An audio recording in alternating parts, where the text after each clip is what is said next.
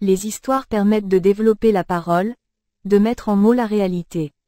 Utiliser la parole pour nommer, décrire et communiquer des événements, des émotions, initie l'enfant au pouvoir et à la puissance des mots. Passons à notre nouvelle série, Histoire pour les enfants. La sorcière. Isabelle s'assit dans un coin du jardin pour réfléchir. Demain, à l'école, en 3e maternelle, elle pouvait arriver déguisée et elle se demandait vraiment comment elle allait faire. Elle songea d'abord à se costumer en ours, mais maman allait dire qu'un habit d'ours coûte trop cher et serait trop difficile à réaliser. Elle y pensait encore lorsque son copain Jay arriva. Il a 5 ans et demi comme elle. Il est américain. « Salut », dit le garçon. « Tu as l'air triste. »« Salut », répondit Isabelle. « Je réfléchis parce que je veux me déguiser demain, et je ne sais pas quoi faire. »« Pourquoi tu ne t'habillerais pas en sorcière ?»« En sorcière ?» songea tout haut notre ami. « Oh oui. Quelle bonne idée. J'aimerais bien. Mais je ne sais pas comment m'y prendre. J'ai un chapeau de sorcier, proposa Jay. Un très beau.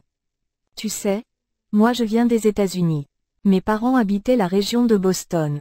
Et là-bas, il y a un endroit qui s'appelle Salem, le village des sorcières. L'année passée, pour la fête de Halloween, papa m'a offert un grand chapeau de sorcier.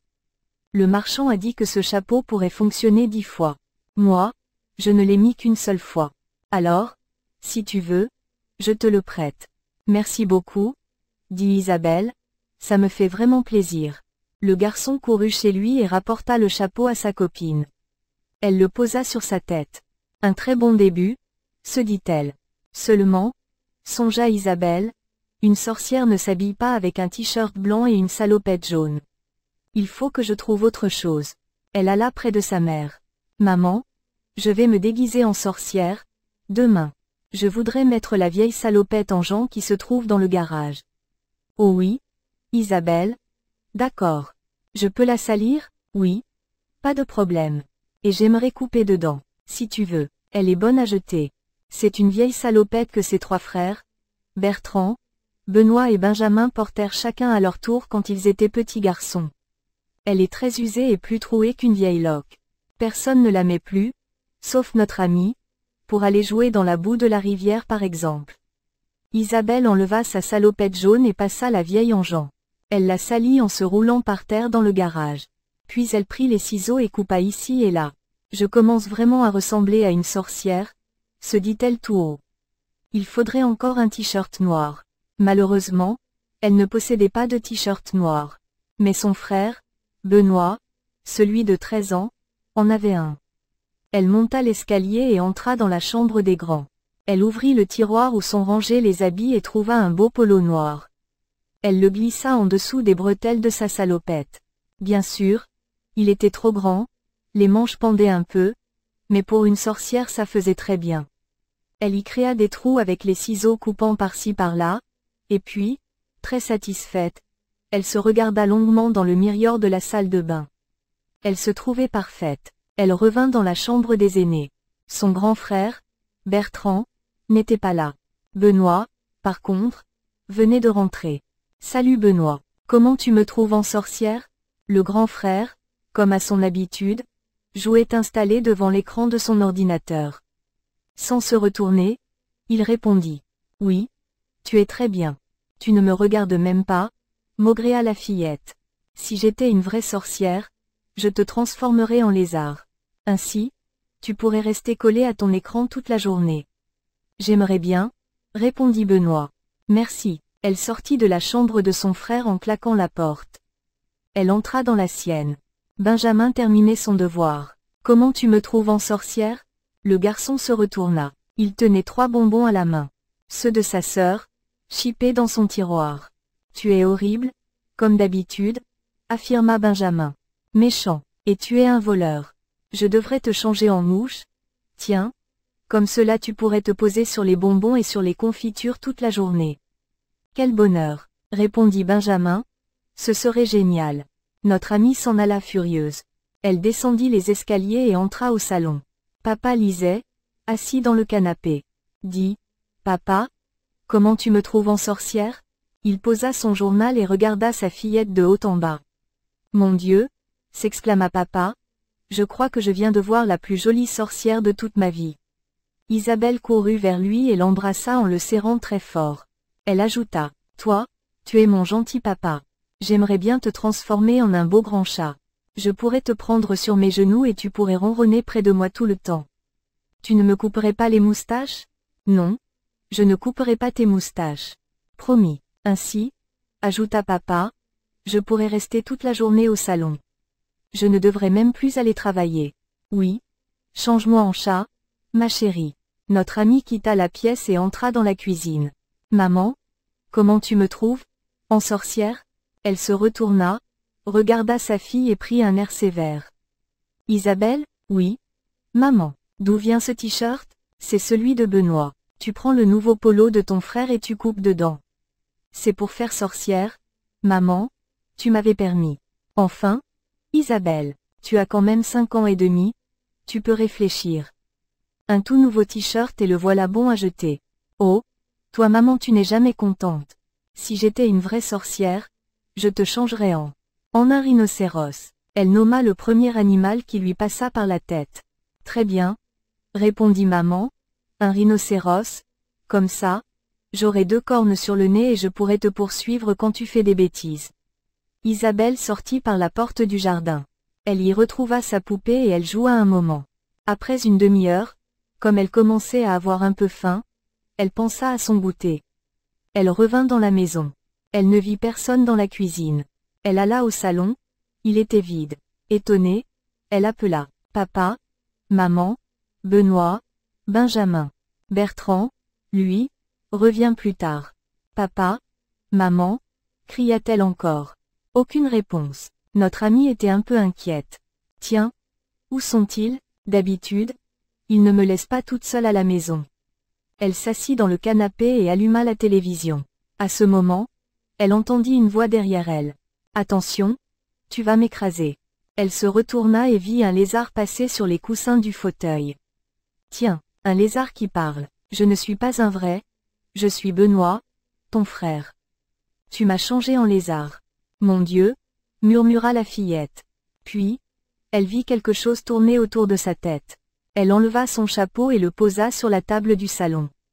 C'était une mouche. Elle la chassa d'un geste de la main. Attention, tu vas me faire mal. Elle ouvrit de grands yeux. Je suis Benjamin, transformé en mouche. Elle vit venir un chat du côté de la cheminée. Papa, murmura-t-elle en tremblant. Oui, tu m'as changé en chat, ma chérie.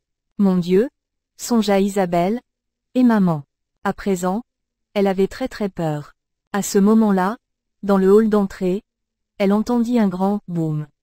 Elle ouvrit la porte. Au pied de l'escalier se trouvait un énorme rhinocéros, avec ses 2 cornes sur le nez. Isabelle, transforme-moi immédiatement en maman. Notre amie, effrayée, prononça bien vite. Je veux que tu redeviennes tout de suite ma maman. Mais le rhinocéros ne se changea pas en dame, pas plus que le chat ne redevint papa, la mouche, Benjamin et le lézard, Benoît. Elle les regarda tous les 4 très inquiète. Elle avait envie de pleurer. Si au moins tu nous donnais quelque chose à manger, fit papa. Oui, répondit Isabelle, j'y vais tout de suite. Des larmes plein les yeux, elle entra dans la cuisine. Elle prit un bol, y versa du lait et le posa près de la cheminée pour le chat papa. Ensuite, elle ouvrit un pot de confiture, et le mit sur la table du salon. La mouche s'arrêta sur la gelée de groseille. Pour son frère, le lézard, elle pensa que des biscuits conviendraient. Elle avait déjà donné des morceaux à un lézard un autre jour. Elle émietta 2 petits beurres qui traînaient dans la cuisine, et les sema par terre au salon. Le lézard vint les manger. Et le rhinocéros, ça mange quoi un rhinocéros? De l'herbe. Elle saisit une grande bassine, traversa le jardin, passa en dessous de la clôture et alla dans le champ de fleurs. Là, elle ramassa le plus d'herbes et de fleurs qu'elle put en les arrachant. Quand le bassin fut rempli, elle le poussa dans le hall d'entrée, et maman rhinocéros se mit à croquer l'herbe et le foin. Alors, Isabelle sortit, elle contourna la maison, elle s'assit sur les marches d'escalier qui donnent sur la rue et elle se mit à pleurer. Bertrand, revenant des cours à l'université, la trouva en larmes. Eh bien, petite sœur, demanda son frère. Que se passe-t-il? Tu es puni? Pas encore, murmura Isabelle. Qu'as-tu fait comme bêtise? Viens voir. Non, n'entre pas par ici. Passe par l'autre côté, par le jardin. Elle prit son frère par la main et l'emmena au salon. Quand Bertrand vit le désastre, toute la famille transformée en jardin zoologique, il se tourna vers notre ami. Comment as-tu fait? J'étais fâché. Je leur ai donné des noms d'animaux et ils étaient tous d'accord. Eh bien, reprit Bertrand, soyez d'accord de redevenir des humains.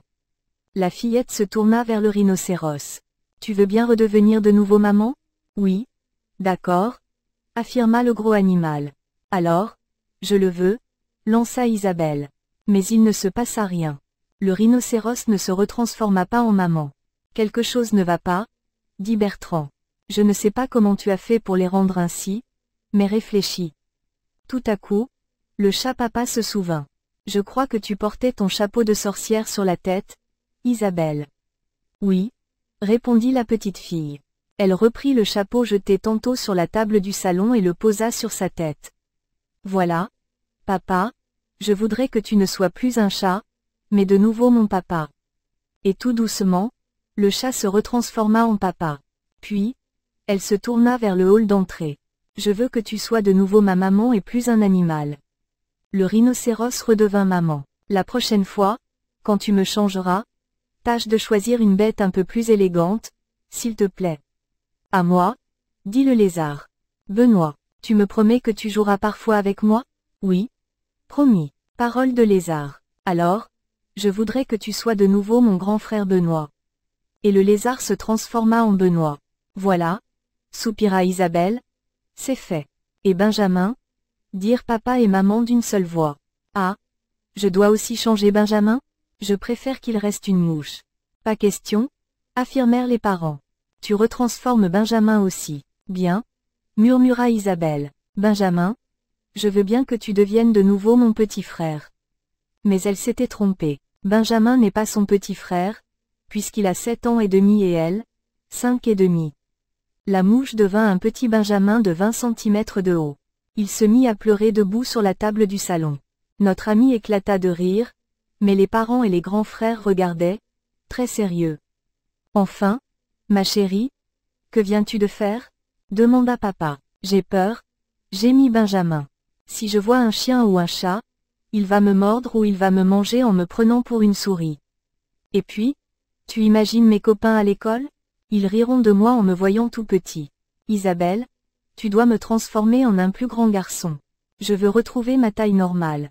Je ne crois pas que le chapeau fonctionnera encore, chuchota Isabelle. Je l'ai utilisé 4 fois pour vous changer en animaux, et 4 fois encore, juste maintenant.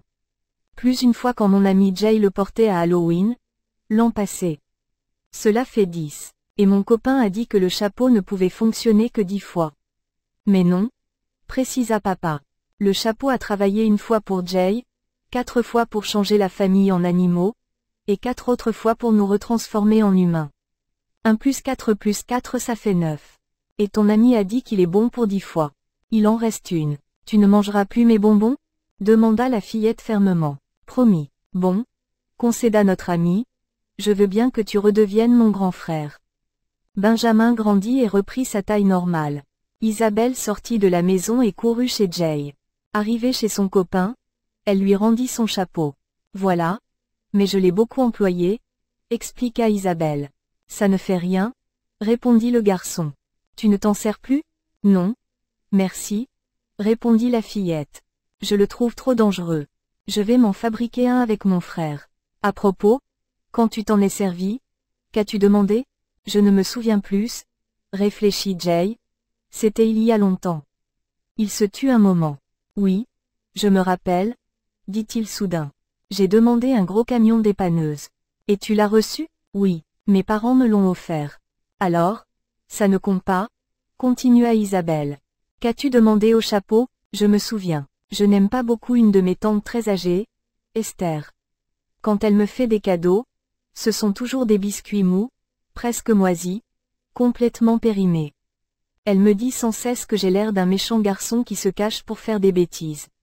Et puis, elle pince les joues, et elle bave. Elle m'embrasse et après je dois aller me laver. À Halloween, J'ai demandé qu'elle ne vienne pas et qu'on ne la revoie plus jamais. Et elle est revenue? Je ne crois pas, songea Jay. Papa? Maman? Oui, on a revu tante Esther depuis Halloween? Non, réfléchit le père de Jay, songeur. Tiens, elle ne s'est plus montrée depuis longtemps. En effet, ajouta la maman. On dirait qu'elle a disparu. Jay ne revit plus jamais la tante Esther et personne ne sut ce qu'elle était devenue. Et comme le chapeau avait fonctionné 10 fois, à présent, impossible de lui demander de la faire revenir. Isabelle retourna chez elle. Elle se fabriqua un chapeau en carton noir avec l'aide de son grand frère, pour aller à la fête des sorcières à son école, le lendemain. Elle remporta un beau succès vêtue ses loques noires et déchirées. Notre histoire prend fin maintenant, merci de bien écouter et à la prochaine.